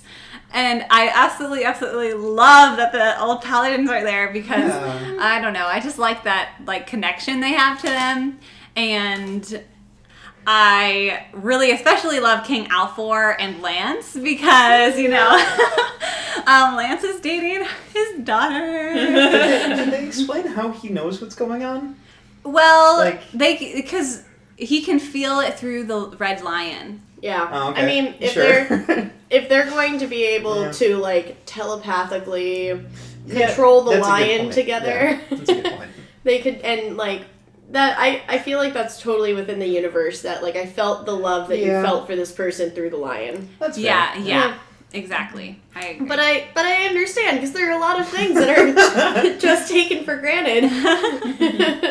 I'm really looking forward to the next episodes because as crazy, interesting, and obviously they've worked super hard on this, as great as it was, I don't super love stories that are kind of not real. It's sort of happening, but it's sort of not But it's happening, all in this literally. weird mindscape. Yeah. So I'm ready to be done with that. It's just And be not back my in the personal real world. favorite. Yeah. But it really was, the colors and the animation were incredible. Yeah. Just the storms and stuff. Yeah. I feel like in this season they've really been pushing reality. Definitely. Before, especially when you start, you're like, okay, they're on Earth and they have an army base and, they're training up people to go into space. Okay, so there's a slightly sentient being that are lions that can, lock together to make a man. Okay. So I never get to see And that then- transformation happen. I feel like I miss it every single episode. Every single time it shows up on screen, you guys, Emma is like, "Oh, what's happening? I've never seen this before." And it's the same magical girl transformation, except it's a robot. Always funny. It's the same thing they've been doing for 8 seasons, and they still have to show us every single time they turn into Voltron. So It's a part of the formula. it's part of the formula. But especially now in this season, they've been stretching reality and stretching That's true. kind of the suspension of disbelief more and more and more, which I have no problems with, but I can understand if you went into a show with the expectation of here's a mech bot, here's Earth, Right. Yeah. that being a little, definitely. Yeah, though it did make it a little difficult to follow along at first because suddenly the paladins are in one section of her mind and then there's a flash and they're in a completely other spot and it's just constantly moving and you're just trying to balance that. Are they in reality or is this another section of her mind? And She must have ADHD. Oh, definitely. Sorry. That's the least Continue. of her problems. Oh, yeah. I thought it was interesting that at first Keith couldn't get past a wall of Minerva's mind because they needed their correlating paladin, and Zarkon was the paladin of the Black Lion. And because, he was killed, and so his soul wasn't, captured or whatever, like, Keith couldn't get through. So he was separated for that instant. That was a little scary. Shoot. You guys, they lost their memories when the crazy transformation happened, right? And they got super mad with power? Because they were like, where am I? Who are you? Yeah, Zarkon and Anerva. So Anerva's soul could still be in here somewhere of the old version of her that's not crazy with power. Because she also lost all her memories. Remember? Because she was like, where am I? Who am I? And then she took the name Hagar.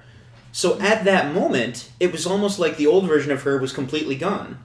Do you think that she's been gaining back her soul? Like, maybe she got back half of her soul. Because eventually she remembered who Zarkon was, and eventually she remembered her son, but she never quite got back. Maybe there's still a part of her soul in there. Oh, weird. Yeah. That's a really good connection. Because Anerva, her personality is different from Hagar. Like, Hagar, she wakes up, she doesn't remember anything, really. She immediately kills someone. She's power hungry. But now, Anerva, like this transformed Hagar, has purpose in what she's doing, though totally not understanding exactly what's driving her besides her want for her family and like all these things that she wanted her life to be. But I think she is aware of who she was, but maybe, like Bryn said, not fully aware yet. Well, I would argue that the fact that she wants the life with her family shows that her soul is back. Because these are all desires that she had before they got sucked into, before the whole thing happened. And it might be that her soul has just been corrupted by the quintessence. It's not that the soul is gone, it's just been completely corrupted because of her selfish need for family, which sounds really awful if you say it out loud. But I think I know what you mean, though. So it's not like split in two like Zarkon's was, maybe. Possibly. I don't know. I mean, interesting. It could be a mixture. I don't know, but yeah. So the paladins do find Zarkon, and Zarkon's like their last wall before getting to Anerva's like deepest desires, like we were talking about, and of course they're all related to Zarkon and being with Lotor and being with her family, and it just makes it that much harder because like you see what actually ended up happening, and you're like, oh, Lotor could have been, such a better person. Everything could have been so much better. Right. And I want to point out that when they run into Zarkon and he is like pre-Zarkon going crazy, and Alora is so upset that she like goes up to him and forces the horrible memories on him of all the horrible things he's done, and we were all a little concerned for Alora. Little bit. Turn into the dark side there. I don't know if you noticed, but over the seasons, right now, like, it's hard to remember Hagar because Anerva is like her own person now. But I do remember when Lotor was first introduced, that's when Hagar started, you know how her eyes are always glowing? Yeah. She's got the mystical power in her or whatever. Well, whenever, Lotor started to enter the scene, and he was involved in everything, like, her eyes would start, like, unflashing or unglowing. Oh. And so, over time, as, Lotor was invested, like, she was becoming more pre-Altean, like she was before. Yeah. And so now, that her son is completely gone, maybe her going back to her Altean self is, out of, I lost my son and that's what I wanted, and I, lost it, and now I'm full power going for everything right now. Right. It's all or nothing. Yeah. Well, she's pretty much trashing this world, hoping to find a different reality and going back to it. Yeah. Or going to it, I should say. Like, being able to risk destroying all other realities in order to have this one where she can be with her son Yeah. Well, it's almost like The Sims. Well, if I'm they're- not if gonna they're sure what not you mean real, by but, that. maybe the connection was bad. You have If a bad everybody's connection. if everybody in this reality is not going to exist in about 3 years, does it matter that you kill them? Oh, okay. Huh. I don't The connection to The Sims was never mind. But Okay. if all of these people that she's killing in order to get what she wants are going to be destroyed, because Pidge had said if she finds the universe where her family is together Right. and happy, she finds that universe, she's going to destroy the rest of them as a consequence. Okay. So if all the people in this universe are going to be destroyed anyways, Now I gotcha. then it doesn't matter if you kill everybody. Right. So she Because- doesn't matter. I mean, she doesn't matter. She doesn't care who she's knocking out of her way to Right. get what she wants. They're going to be dead anyways as long as she gets her way. So honestly, That's a good point. the most merciful thing for everybody to do is to help her get her way so that nobody ever existed in this reality and there's only the one reality where everything is good. And it'll be good for them too. Yeah. And in fact, those people who were killed could exist in her Correct. reality, Mhm. but they wouldn't have anything to do with each other because she's happy. Mm-hmm. I think this is the opposite of what Voltron is trying to do, but I get it. Oh, man. It ended in a horrible place, guys, this two-parter. Again, Alora is unconscious. Thanks, Alora. Someone's always unconscious in this show or missing. Episode 10 notes. Allura dead? That's it. That's Can it. that just Guys, be usually the I write a name lot. of the next episode is Allura dead? With a question mark. And you have to have 2 question marks. Yeah, course. Alora, question mark. Yeah, yeah. Dead? Question mark. But the dark power is like, you know, I am not contaminating on board with her. this dark power. Not But- a fan.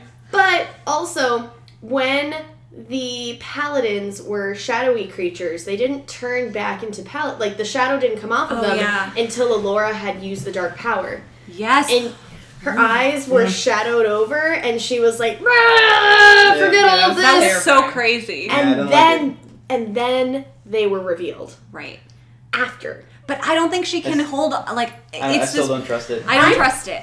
I don't trust it. You from don't Hagar. trust this kind of thing, but I'm just saying. I have a feeling because there was this part that when Alfor is talking to Allura, trying to, which also was great. I'm so happy that they got to have some Right. moments because, like,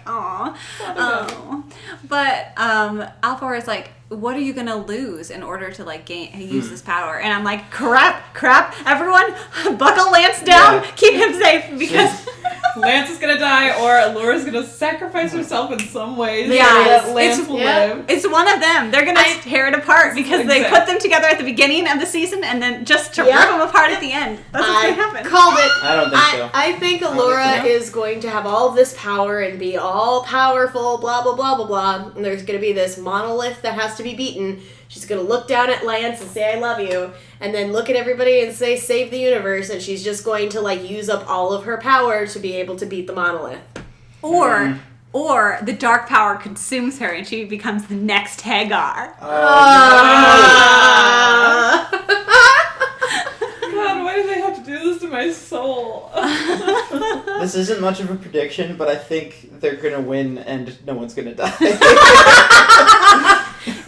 It's a prediction. Yeah. You might be on the right track. If anything, we got to see Allura and Lance hold hands. That's all that matters.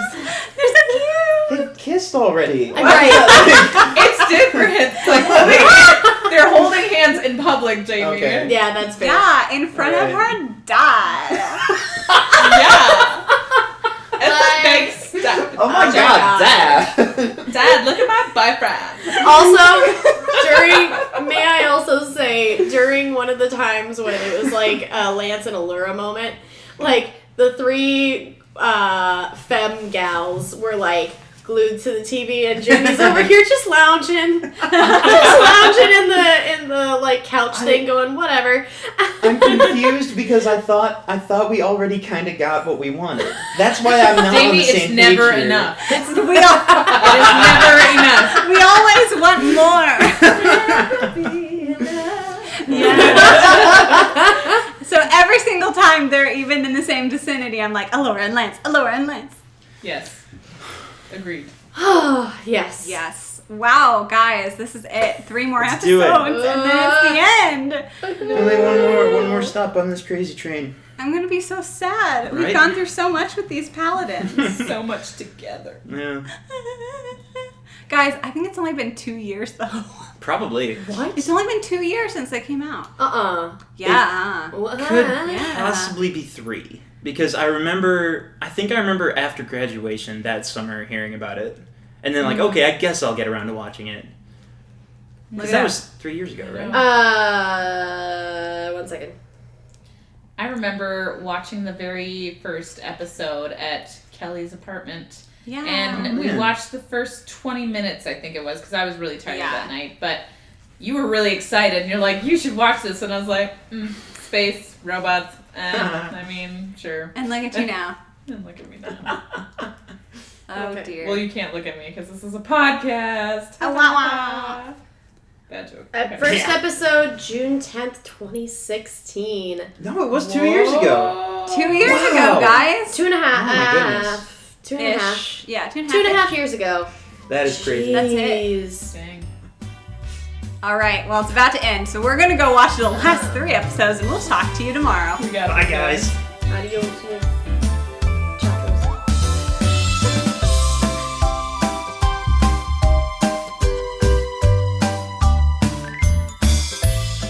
Thanks so much for listening and joining us on this Voltron adventure. Tomorrow we will jump into the series finale, and there's a lot to discuss there.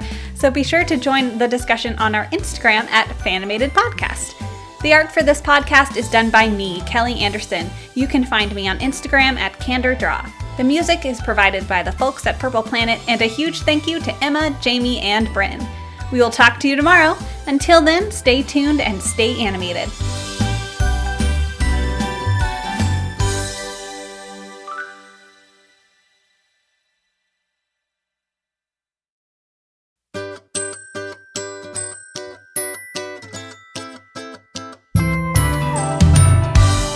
Welcome. My name is Kelly Anderson, and this is Fanimated, the animation fan podcast where we get a chance to geek out about our favorite animated media. This is the last episode of our Voltron Season 8 extravaganza, and I hope you've enjoyed joining us this week. We have been going through the final season of Voltron, and we're finally at the last few episodes. Jamie, Bryn, and I will discuss our immediate reactions, and I'll be sharing some of my current thoughts later in the episode. So let's get started and let's get animated.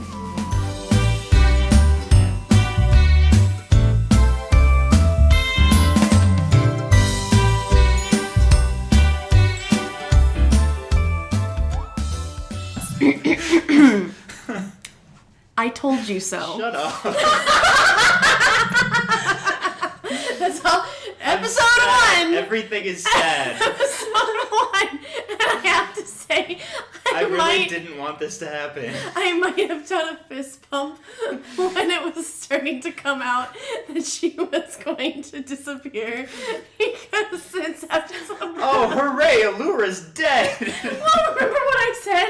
You have to take bets so that if something awful happens, you can handle it. Oh, I'm now man. handling Allura's death very well. Thank you very much. Boy. Allura has died, everybody! I I'm was so sorry. I was a little emotional when she was hugging each one of the paladins, but it didn't really kill me until it showed everyone that she was walking towards. Yes. And they were all happy and together Yeah, again, 'cause and then I actually All started. the paladins and King Alfor And Zarkon and Lotor, so, Oh my God. and they're walking towards them because they're all dead. And everybody's finally happy. Except for Lance. Lance! Lance! Lance is okay. Lance He's is okay. not okay. Yes, he is. He has permanent teardrops next to his eyes, okay? Oh, I guess that kind of is what that looks like. Yeah. Not really, but... I can see it though. Oh, so is he Altean now, or is it No, just, he just like has the mark. Yeah. just the marks that I think that maybe activate? I think maybe she just did that as like a remember me type Yeah. of thing. It's Yeah. almost like a wedding ring tattoo. Oh, yeah. Only not. Yeah. Except sad. Except Yeah. sad. Elora gives Lance one last kiss, and he gets the little Altean marks on his Oh. cheek, on his, next to his eyes or whatever. So It's so beautiful, and like the ending with the wrap up, yes, That was good. With- we'll have to go really through. good. the 1 year later, and Oh. the pictures. God, Yeah. man. I so love. My sad. favorite is that the Blade of Mamora Yeah. is now a relief. That made me start Yeah, crying. humanitarian relief. Oh my god. Oh, that was so good. Yeah. Oh man, it kills me, guys. Would it be so if they're Gulra Oh. and they're helping other people? Wouldn't it be alientarian relief? Yeah. Okay. Okay. Yeah, I'll okay. leave. Bye, guys. Alright, bye. Bye, Bryn. Thanks for coming. I love you guys. Oh, I'm boy. sorry she died. Oh man.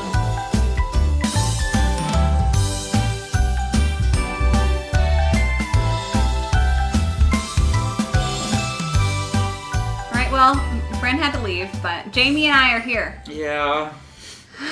We're here and we're sad. I don't know what to say about it. Like, it's just over. I'm sad.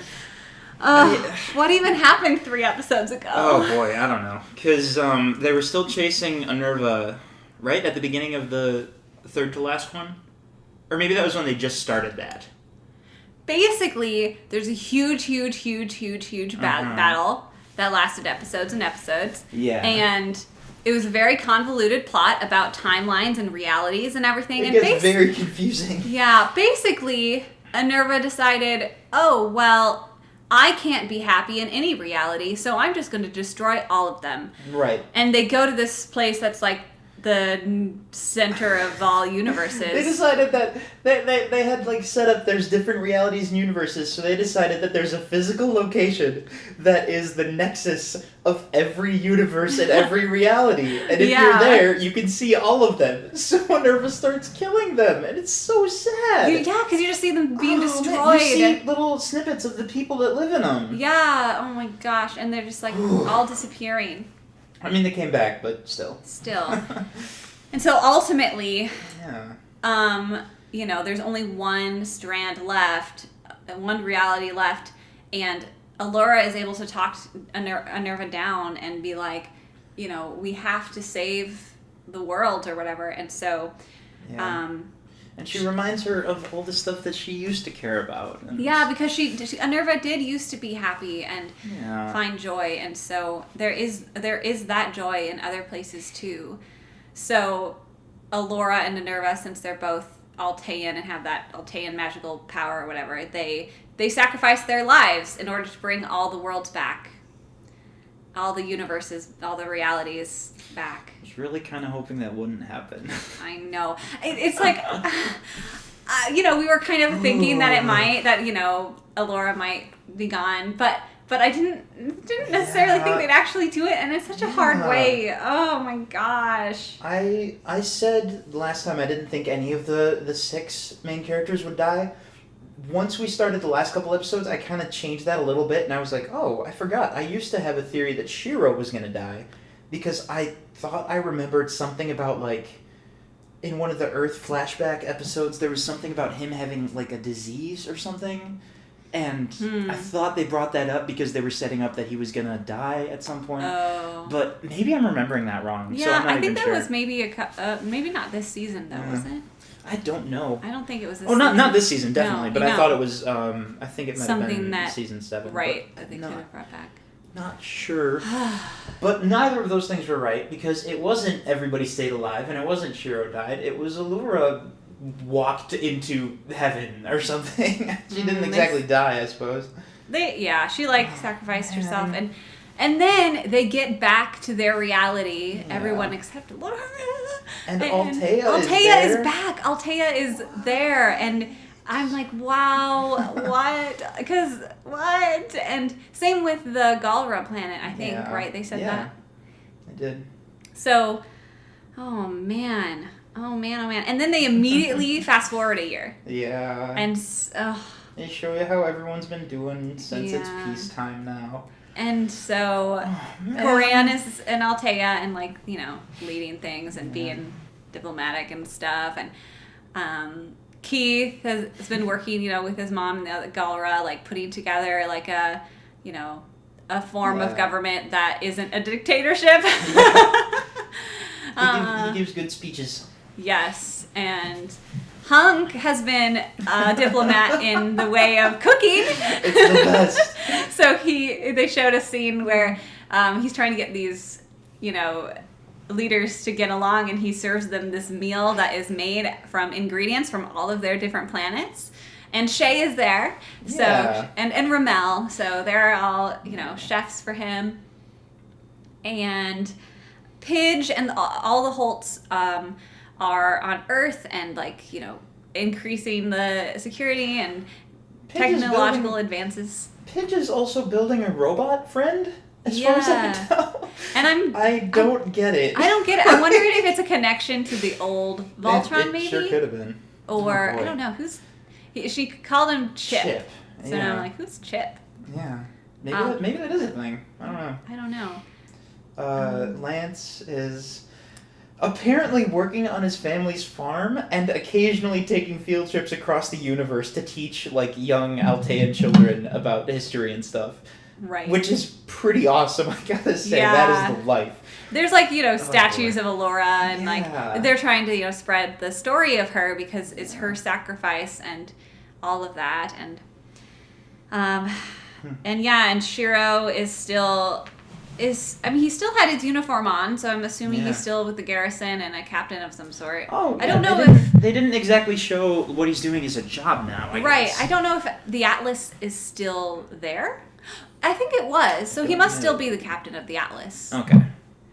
So the usual gang had this dinner together, and That was really sweet, yeah. And that was really sweet. And they're just talking about Alora and all these things. I think the reason that made me so sad is because that made me realize that now they don't spend all their time together.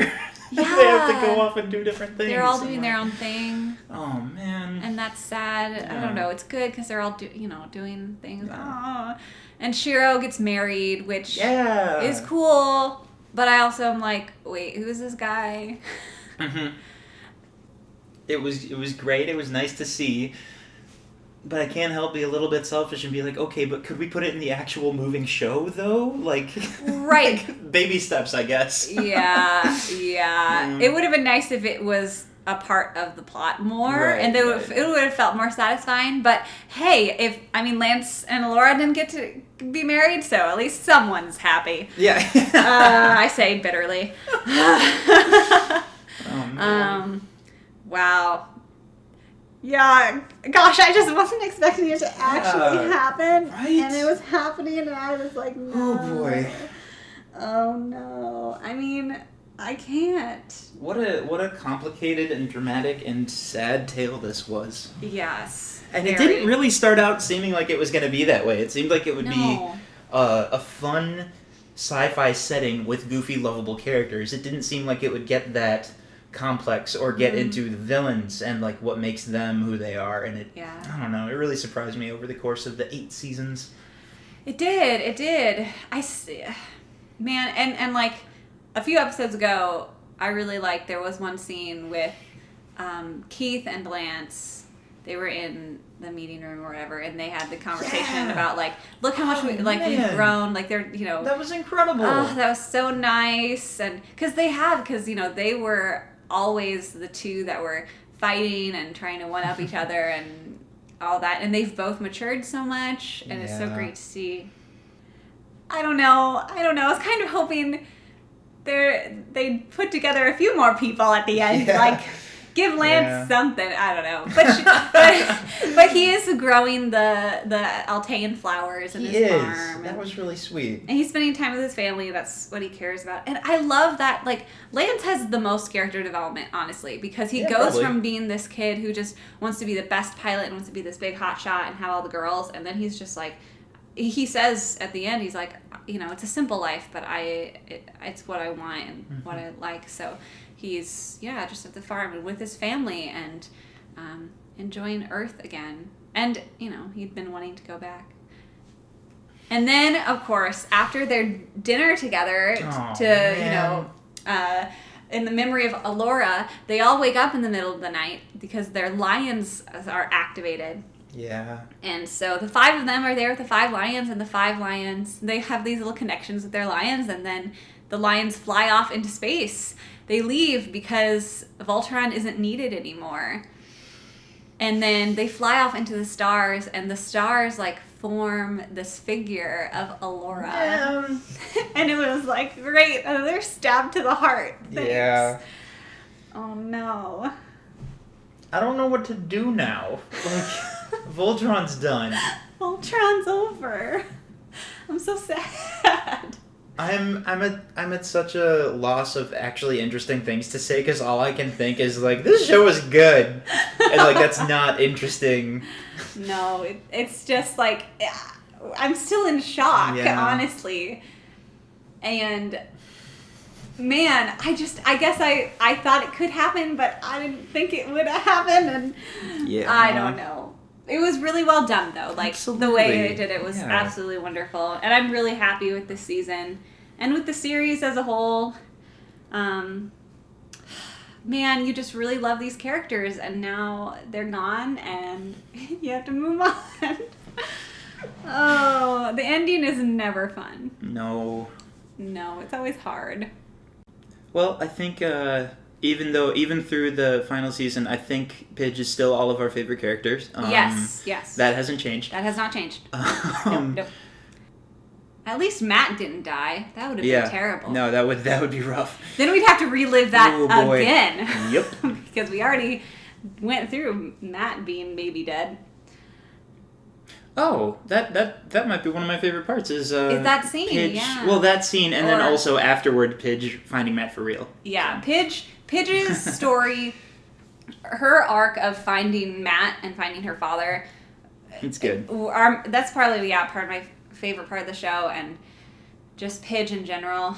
And it's sad because now I'm man, Allura was never my super, super favorite character, but now I don't know because oh boy, this series this season was so different because she was finally free to be a little more unsure and a little, she didn't have to be the strong leader. She could just she was angry sometimes. She let it out, you know what I mean? And she felt a lot more human.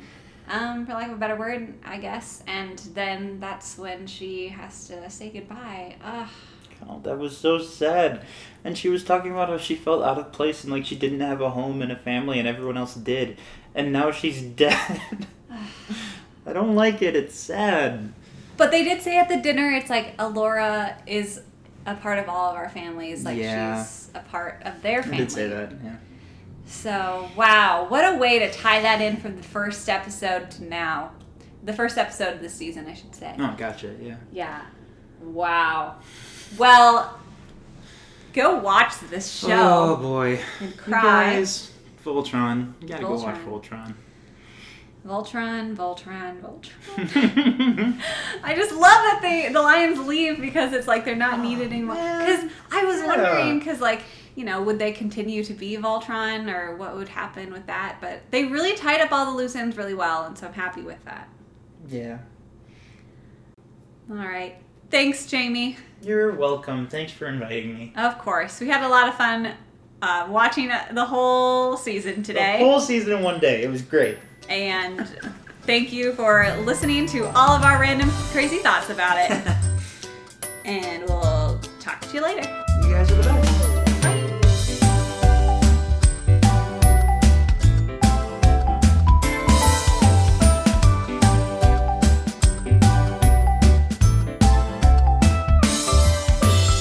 There you have it. Voltron has ended. Thanks again for listening, everyone.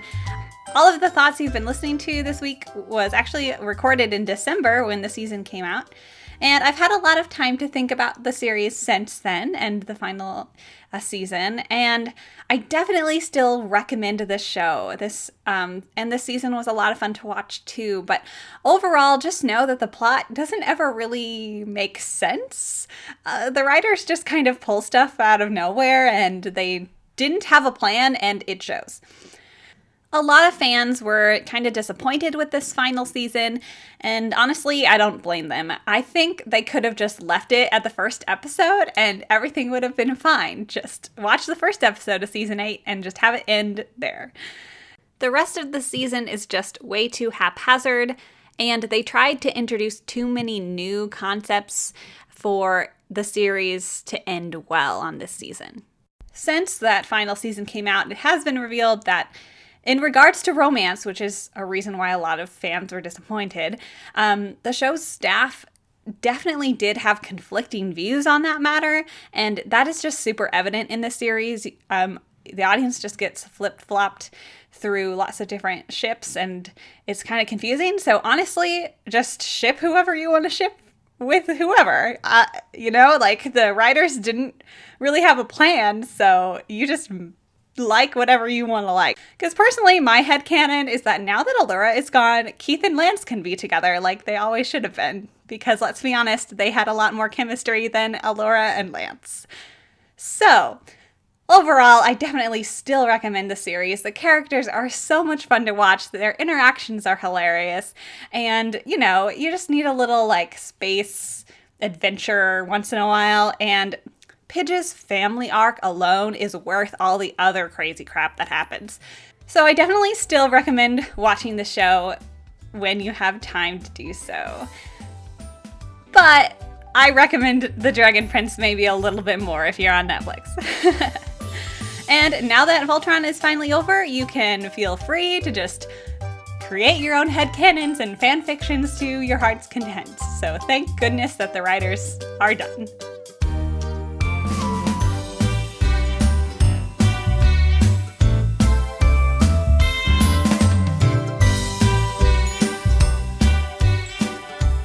Thanks so much for listening and joining us on this Voltron adventure. We are not back on a regular release schedule yet, so follow us on Facebook and Instagram at Fanimated Podcast to stay up to date. With some current technological difficulties, it may take some time for new episodes to come out, and I'll be trying some new things in the coming months, so feel free to give us feedback as we go. The art for this podcast is done by me, Kelly Anderson. You can find me on Instagram at CandorDraw. The music is provided by the folks at Purple Planet, and a huge thank you to Jamie and Bren.